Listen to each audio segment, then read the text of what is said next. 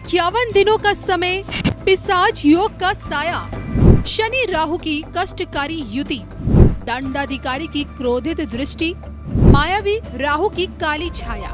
पिशाच योग किन के लिए विनाश योग, किन को झेलना पड़ेगा शापित दोष। पिशाच योग में तरक्की या फिर पतन, आर्थिक लाभ या फिर कंगाली। पिशाच योग से जुड़ी 51 दिनों की ज्योतिष गणना देखिए सिर्फ और सिर्फ धर्म ज्ञान पर। नमस्कार, धर्म ज्ञान के दर्शकों का स्वागत है। कविता राणा और मेरे साथ हाजिर है आचार्य मयंक शर्मा जी। मयंक जी, स्वागत है आपका। धन्यवाद कविता जी। धर्म ज्ञान के सभी दर्शकों को सादर नमस्कार। आपका हर पल मंगलमय हो। कर फलदाता दंडाधिकारी शनि महाराज के इस चौखट से आप लोगों के लिए लेकर आए हैं पिशाच योग, और वो भी 51 दिनों का शनि और राहु की युति से जो बन रहा है इस 29 मार्च से। और इसी पिशाच योग में आखिरकार मेष राशि और वृषभ राशि वाले लोगों के लिए क्या कुछ है। इस पिशाच योग में शनि और राहु का जो कहर कहें या फिर प्रभाव कहें, किस प्रकार से आपकी सेहत, आपके रिश्ते, आपके काम कारोबार और यहाँ तक कि आपकी आर्थिक स्थिति को भी प्रभावित कर सकता है।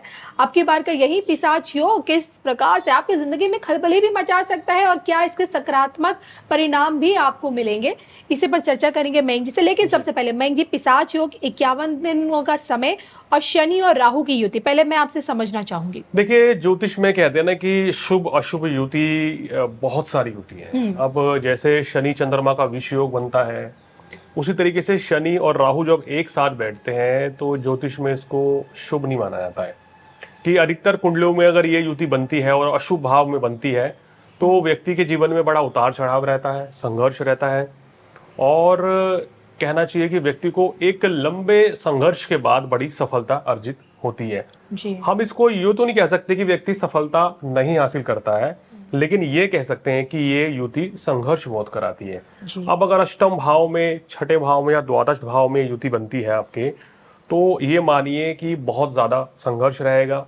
अगर ये युति दशम भाव में बनती है और अशुभ राशि में बनती है, जैसे कि शनि राहु अगर एग्जाम्पल मान लीजिए मेष राशि में हो जाए या कर्क राशि में हो जाए, सिंह राशि में हो जाए या अगर वृश्चिक राशि में हो जाए, तो कहते हैं कि ज्यादा नुकसान पहुंचा देते हैं। तो व्यक्ति का करियर जो है ना लड़खड़ाता रहता है। आपने बहुत से लोग देखे होंगे जिनकी जॉब लगती रहती है, छूटती रहती है, या हर 2-3 साल के बाद वो अपना प्रोफेशन, काम कारोबार बदलते रहते हैं। तो यानी कि अप्स एंड डाउन बहुत कराता है।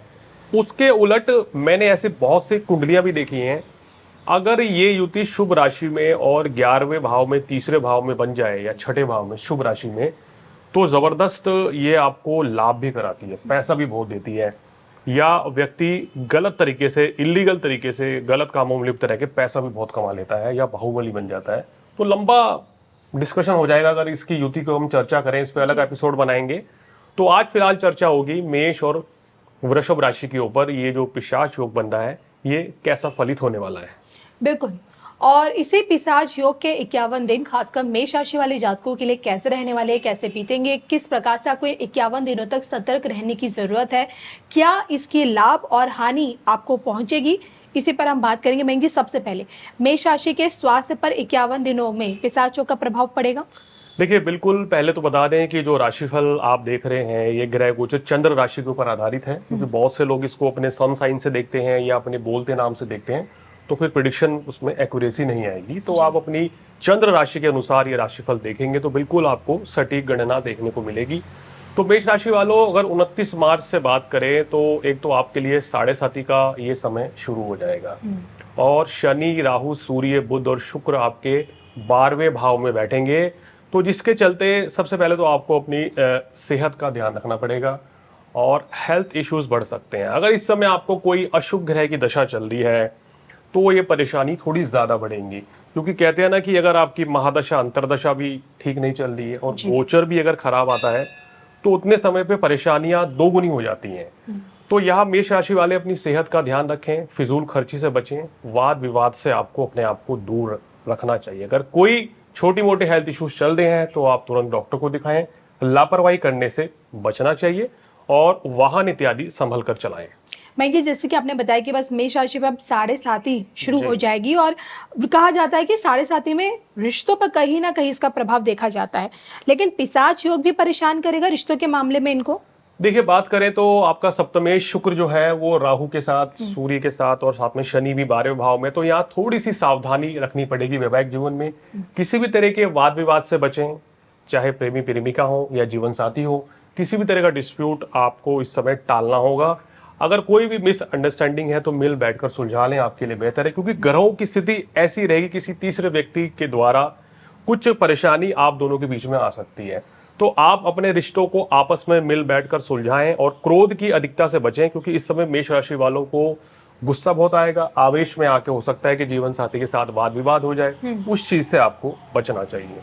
मैं ये चढ़ती साढ़े साथी में इनका काम कारोबार कैसा चलेगा, या आप पहले बता चुके हैं, लेकिन पिशाच योग अब इसमें कितनी बड़ी भूमिका निभाएगा वो भी बताएं।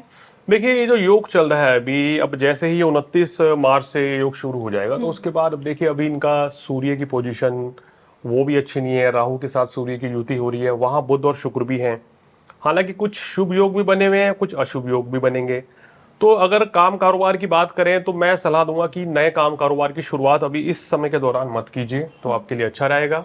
और अगर आप वर्तमान में कोई भी नौकरी या बिजनेस कर रहे हैं तो उसमें कुछ भी चेंज आपको करना है, वो आपको 14 अप्रैल के बाद करना चाहिए, तब आपके लिए स्थितियां ठीक रहेंगी। इस समय पे धन का निवेश ना करें, किसी को पैसा उधार ना दें, और बिजनेस में भी अभी पैसा लगाने से बचना चाहिए। अगर आप जॉब करते हैं तो थोड़ा संभल कर जॉब करें, किसी से वाद विवाद ना करें। अगर किसी के साथ कहा सुनी होती है तो मामले को सुलझा लें, तो आपके लिए थोड़ा बेहतर है, क्योंकि इस समय शत्रु वृद्धि होने की आशंका ज्यादा रहती है जी। और इसी पिशाच योग में मेष राशि वाले जातकों को क्या आर्थिक हानि भी झेलनी पड़ेगी? देखिए, अगर बात करें तो थोड़ा सा 15 अप्रैल तक थोड़ा संभल के चलें। ये समय आपको थोड़ा ज़्यादा परेशानी रह सकती है, उसके बाद स्थितियों में धीरे धीरे सुधार होगा। तो मेरी सलाह ये है कि इस समय आप गलत कार्यों से दूर रहें, धन का कहीं निवेश ना करें, तो ये आपके लिए बेहतर रहेगा। चलिए, ये तो मैं जिससे हमने जाना कि पिशाच योग वो भी 51 दिनों का मेष राशि पर क्या प्रभाव डालेगा, लेकिन इसके नकारात्मक प्रभाव से बचने के लिए क्या कुछ उपाय भी है वो भी जानते हैं। देखिए, उपाय के तौर पे आप क्या करें, इस समय भगवान शिव की आराधना करें, ओम नमः शिवाय का जाप करें, तो बहुत ही अच्छा रहेगा आपके लिए। शनि के बीज मंत्र ओम शन शनेश्वराय नमः, ये आपको जाप करना चाहिए। ओम घृणी सूर्याय नमः, ये भी जाप करें अभी, तो आपके लिए बहुत ही शुभ फल आपको मिलेंगे। इस समय सूर्यदेव को जल चढ़ाएं। शनिवार के दिन संध्याकालीन में शनिदेव को बादाम, सरसों का तेल और काले साबुत उड़द चढ़ा के आए, तो निश्चित रूप से आपको शुभ फलों की वृद्धि होगी और जो परेशानियां, जो दिक्कतें चल रही हैं, उनमें भी कमी आएगी। अगली राशि है वृषभ, जिस पर ना ही शनि की ढैया लगी है ना ही साढ़े साती, लेकिन 29 मार्च से जैसे ही पिशाच योग बनेगा तो इन 51 दिनों तक वृषभ राशि की किस तरह से परेशानियां बढ़ सकती हैं या फिर इन्हें लाभ होगा, मैं जी बताएं इनके बारे में। देखिए, वृषभ राशि वालों के कविता जी एकादश भाव में युति बंदी है, तो वृषभ राशि वालों के लिए ये युति अधिकतर मामलों में बड़ी ही सार्थक साबित होगी, बहुत ही शानदार इनके लिए रहेगी, खासकर इनके करियर के लिए और इनके धन के मामलों में बहुत अच्छी ये युति रहने वाली है। और अगर बात करें इनके स्वास्थ्य की, तो स्वास्थ्य के दृष्टिकोण से लग्नेश शुक्र जो है आपके बात करें तो 11वें भाव में रहेंगे, उच्च की अवस्था में रहेंगे, बहुत अच्छा आपका स्वास्थ्य रहेगा। छोटी मोटी सीजनल जो हेल्थ इश्यूज रहते हैं उनको छोड़ दें तो जनरली आपका स्वास्थ्य बहुत अच्छा रहेगा। किसी तरह की कोई गंभीर समस्या, कोई बड़ी परेशानी आपको नहीं रहेगी। और रिश्तों के मामले में क्या किसी प्रकार का तनाव या फिर खुशियां? देखिए, रिश्तों के मामले की बात करें तो इस समय पे मंगल भी 2 अप्रैल से नीचे हो जाएंगे और आपके विवाह के कारक है मंगल, सप्तम भाव के कारक होके ये तीसरे भाव में नीच के बैठेंगे। तो वही जीवन साथी के साथ थोड़ा सा कोशिश करें कि मनमुटाव से बचें जी। इस चीज का आपको ध्यान रखना है। किसी भी तरह के वाद विवाद से बचें, जीवन साथी की सेहत का भी ध्यान रखें, तो फिर चीजें काफी बैलेंस रहेंगी, क्योंकि वृषभ राशि वाले वैसे भी काफी समझदार होते हैं, अपनी बुद्धिमत्ता का परिचय देते हैं, और यहाँ पर वही चीज अगर आप फॉलो करेंगे तो कोई बड़ी परेशानी नहीं रहेगी। अब बात आती है आपके काम कारोबार को लेकर, यानी कि आपका काम धंधा खासकर वृषभ राशि वाले जातकों के लिए इन 51 दिन यानी कि पिशाच योग में कैसा चलेगा ये भी जानेंगे। देखिए, काम कारोबार के दृष्टिकोण से शनि राहु की युति आपके लिए काफी अच्छा रहेगी। अगर आप विदेश से जुड़े हुए हैं या विदेश में रहते हैं या कारोबार आपका इंपोर्ट एक्सपोर्ट का है, तो आपको बहुत अच्छा लाभ देगा यहाँ पे, और सभी तरह के सुखों की आपको प्राप्ति भी होंगी, बिजनेस काफी अच्छा चलेगा। लेकिन मंगल नीच के रहेंगे तो पार्टनरशिप में इस समय आप कोई बिजनेस की शुरुआत मत कीजिए।